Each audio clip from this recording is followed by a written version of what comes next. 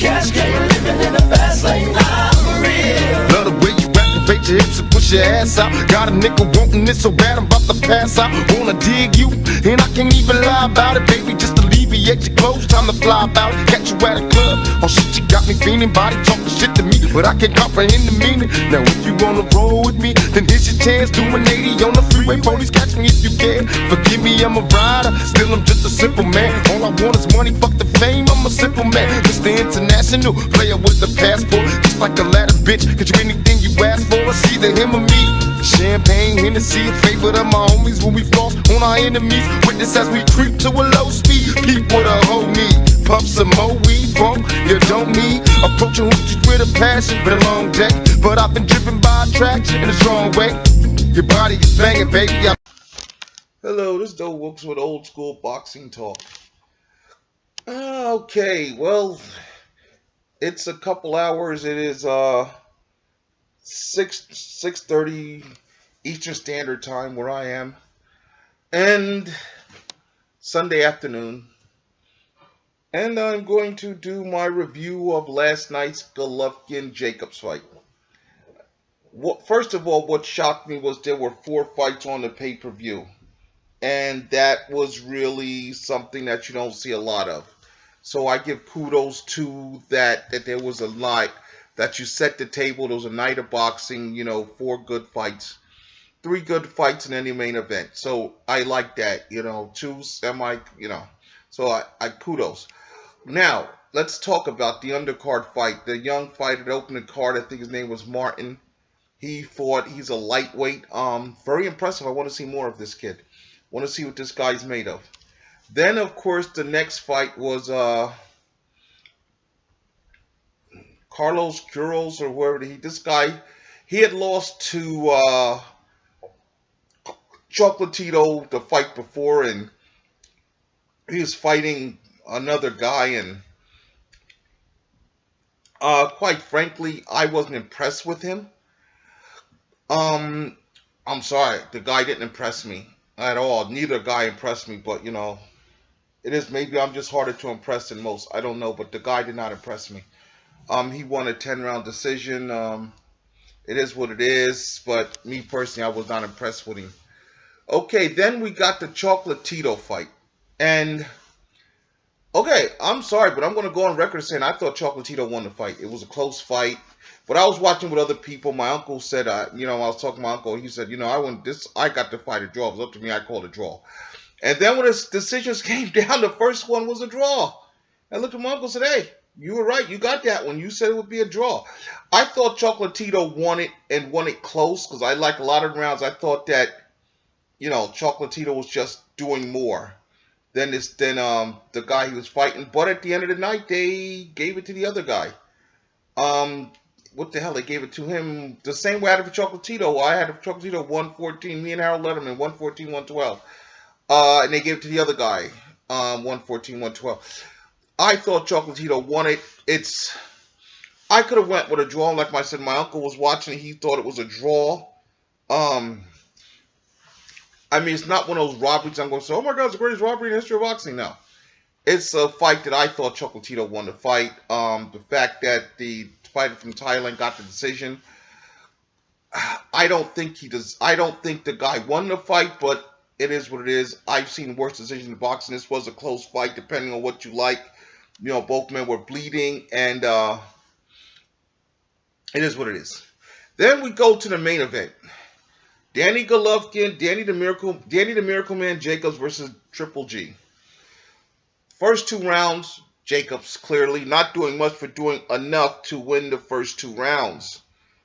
Then the third round is one of the rounds that, honestly, it's all about who you liked in that. I could see people giving the third round to Danny Jacobs. I could see people giving it to Triple G.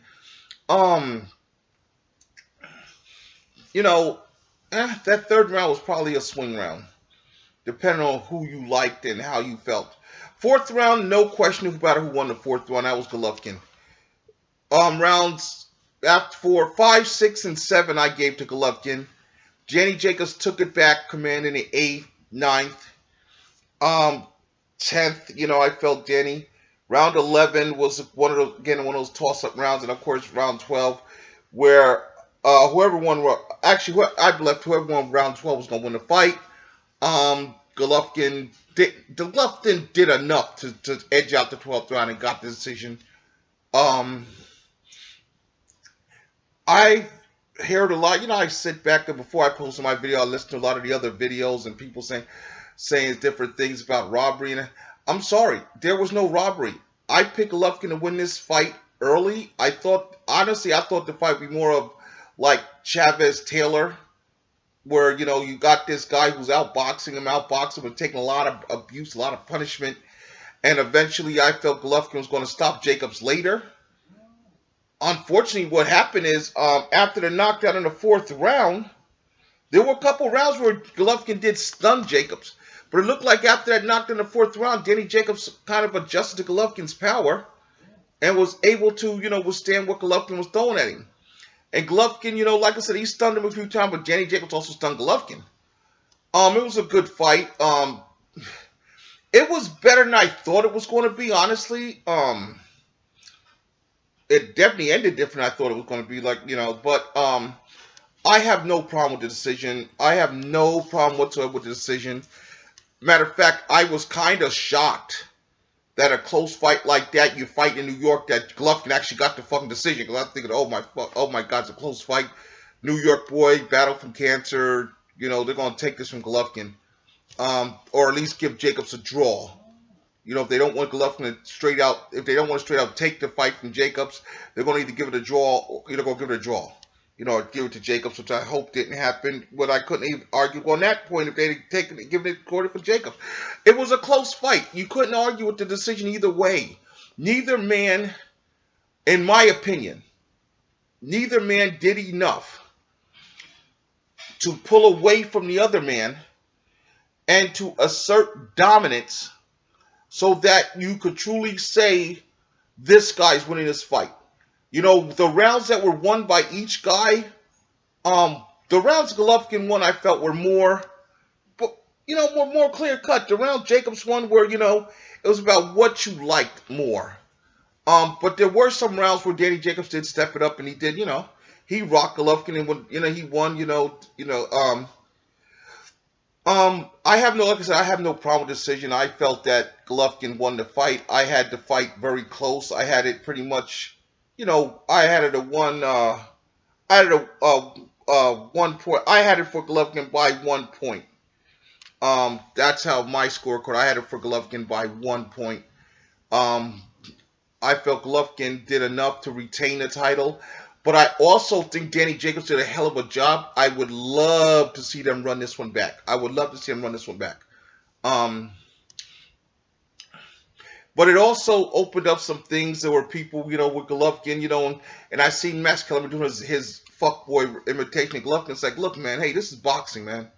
And Golovkin, they talked about Max, there was no trash talk. No, but these, look, let me tell you something. There are certain fighters that trash talk to build up a fight, and there's certain fighters that don't do that. And some fights you need that trash talk to build up a fight because there's really no interest. And some fights you don't need it. This was a fight that really didn't need it because both men coming in had questions. Both men coming in, there were questions. And the build-up, there was anticipation for this fight. People wanted to know, was Golovkin really the real deal?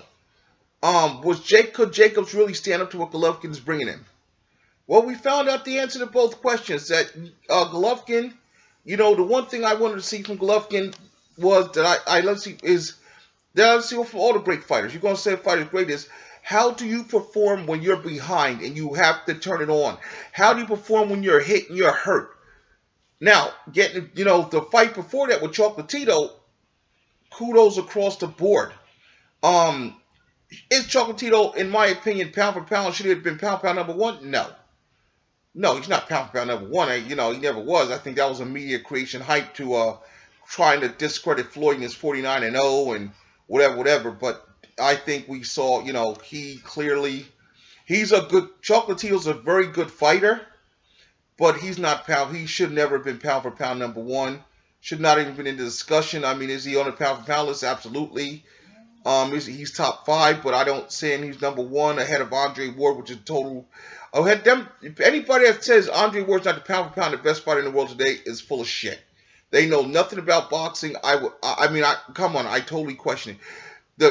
Pound for pound, the same thing with people that will take a loss and say a loss ends a guy's career. No, because I still have Sergey Kovalev, pound for pound, one of the top fighters in the world. Even though he lost that close position to Andre Ward, I switched Kovalev, up still in my top 5 pound for pound. If I did a pound for pound, a loss does not end your career. We come in this decade somewhere along the line, being undefeated. Meant more. It meant more to be undefeated than actually fight quality guys, win or lose, and build yourself up. Marvin Hagler, one of the greatest middleweight champions of all time, had losses. Bernard Hopkins, one of the greatest middleweight champions of all time, had losses. Losing doesn't end your career. Losing doesn't make you less. All undefeated records is for fuckboys like HBO and Max Kellerman and Jim Lampley to help sell their product. Oh, this guy's never been beaten. He's never been beaten. He's never fought anybody. A lot of times, in case you're undefeated, he's never fought anybody. The last 2 little fuckboys they tried to promote them. The minute they fought somebody, lost. So stop that. And any of you out there that are doing about his undefeated record, stop that bullshit. One of the greatest featherweights of all time, the late great Salvador Sanchez, had 1 loss on his record. There's a lot of great fighters, especially when in Mexico. Because in Mexico, those guys don't have the luxury of having an amateur career. They don't do amateur boxing. A lot of those guys I've seen fighters in Mexico have 2 or 3 losses on their record, but they're damn good fighters. You know why? Because those early fights that they're fighting tough served as their amateur career. And they get up there and they learn to fight on on the job. They get on the job training.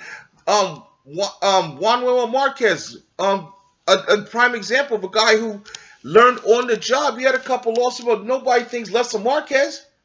There are a lot of great fighters. A loss does not mean your loss does not end your career.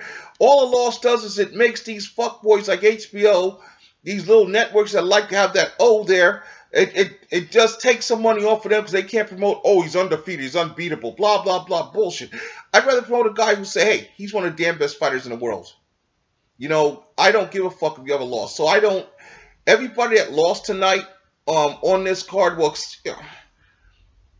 okay, except for the guy in the first fight. The guy in the first fight, God bless you. You really need to go back to 130. I think maybe moving up to lightweight is too much for you.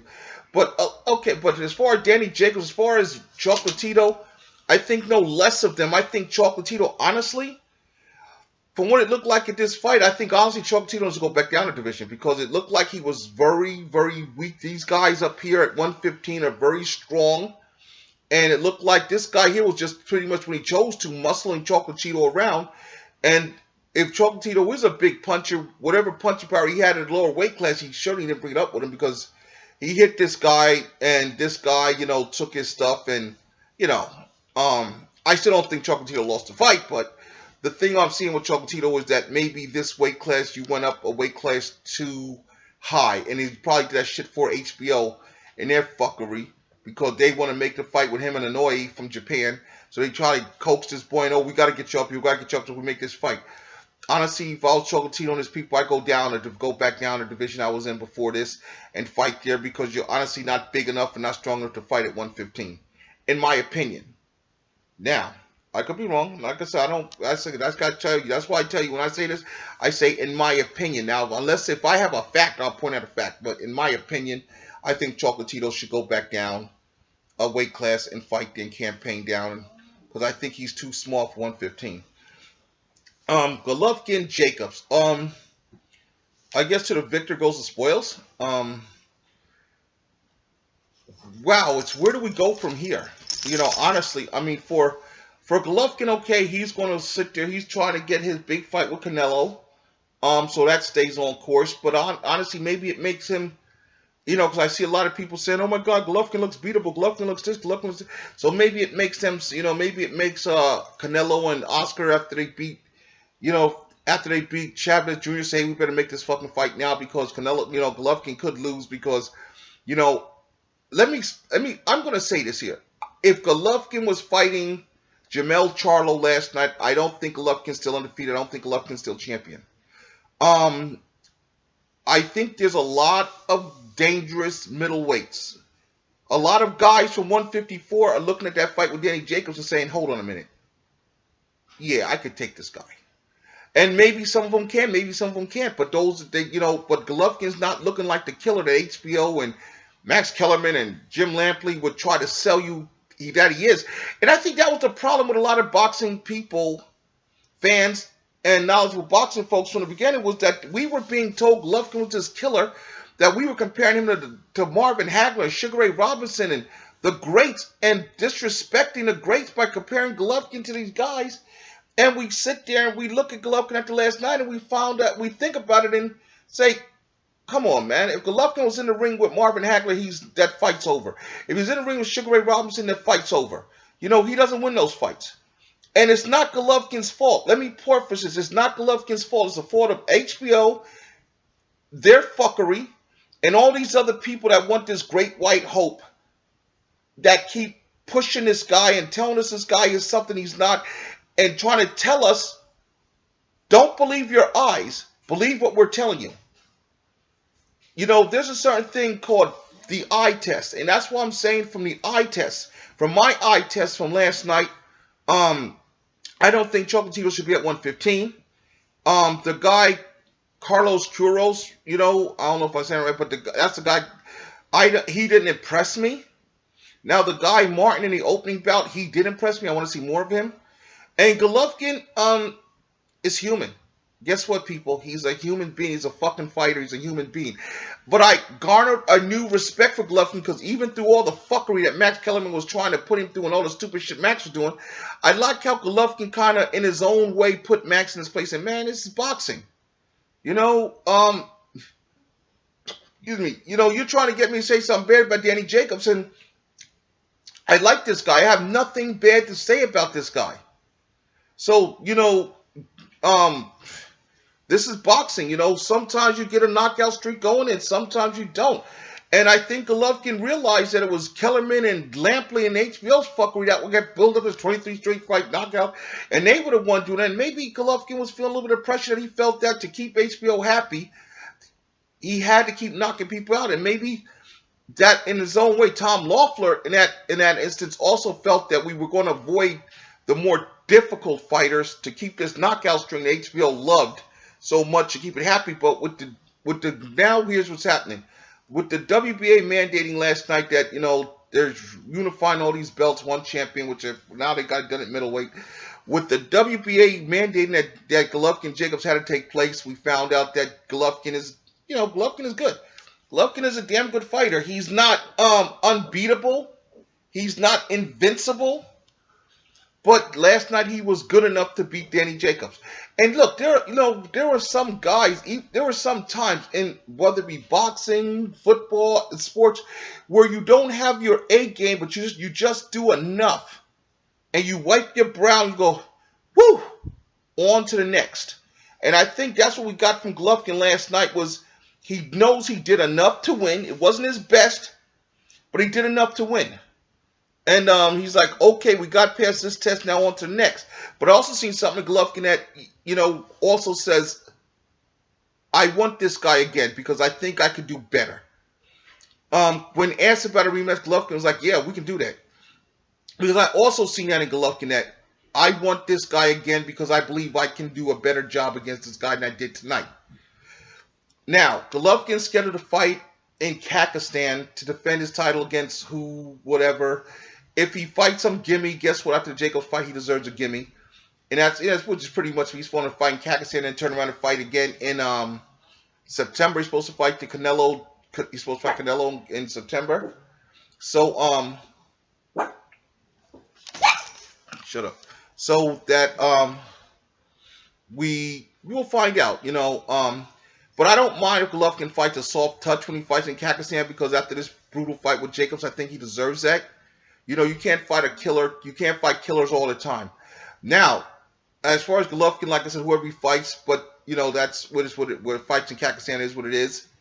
But now, this is where Golovkin also opened himself up. to being able to tell Canelo, fuck you. Because now I've got a big rematch set aside with Danny Jacobs, and people are going to more than want to see that fight again. It was an entertaining fight, but then people are going to want to see, hey, what happens if because that fight is one of those fights. If you don't get the knockout in the fourth round, is Golovkin still champion? And that's a good question there. Was the fourth round what really decided it? Because if you don't get that knockout in the fourth round, are we still talking about Golovkin as champion? We don't know. We'll never know. But he did get a knockout, and I believe on my scorecard he did enough to hold it up, and that's what getting the win. Now we begin the rebuilding of Chocolatito. Does HBO screw him over now, or does HBO let us, just bring him back, drop him down a weight class, and we start the rebuilding of Roman Chocolatito Gonzalez? I hope we drop him down and we start the rebuilding of Chocolatito. And just get his confidence back, and then realize that 115 might just be a little bit more than he can handle. And we, let him go back and put him where he belongs. As far as, like I said, this Kuros kid, he can fight the guy that just knocked off Chocolatito and get that belt, and Inoue can fight somebody, I still would hope to see Inoue, because, if you're going to bring Inoue, just because Chocolatito left doesn't mean you can't bring Inoue. I still want to see Inoue, bring him over, let's see if we can get done with him.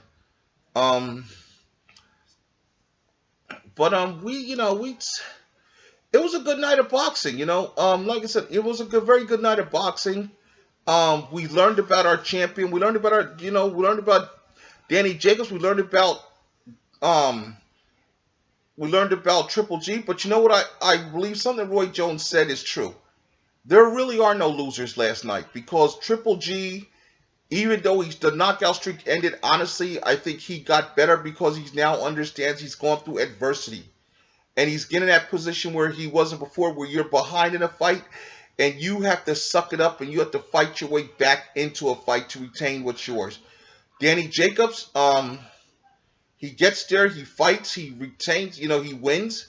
He loses a close decision, but at the same time, he rebuilt his return from cancer. And let's be honest, outside of Peter Quillin, this is the best fighter he'd fought in that 10-fight comeback since he came back from cancer. Because Danny Jacobs was steady diet of donuts too. So let's be honest here. He wasn't really fighting any world beaters. The best guy he fought in his whole return bout was Peter Quillins, and now Golovkin. So he's 1-1 against real middleweights since he returned. So congratulations to Danny Jacobs. Now the question is, Danny Jacobs, where do you go from here? Do you stay at 160, or do you venture up to 168? Good question. That's a question for Danny Jacobs to answer, because now he's got those options. Does he venture to 168? I don't see Canelo. I don't see Triple G going up to 168 right now, because he's 160s.